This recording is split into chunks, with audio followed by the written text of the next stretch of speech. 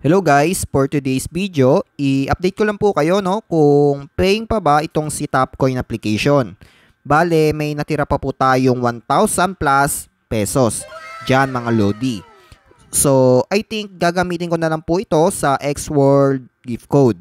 Para po sa inyo, Para po may video po tayo araw-araw kahit pa paano.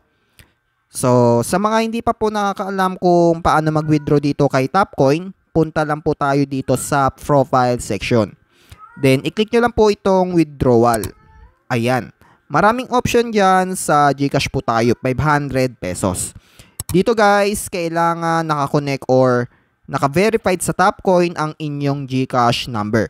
Ito po yung una ninyong gagawin guys bago po tayo mag-grind ng points. Okay?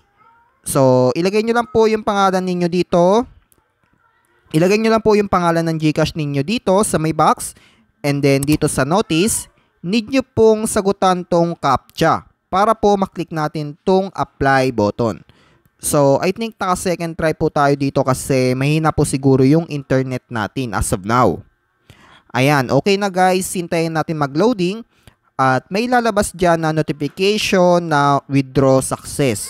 Okay? At dito may suggestion.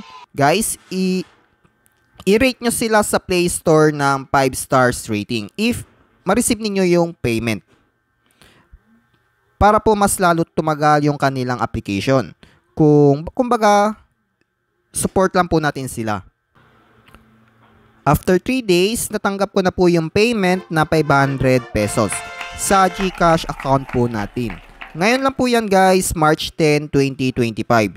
So, may honest, for me, kasi na-receive ko yung earnings, nagbabayad pa po itong si Tapcoin application until now.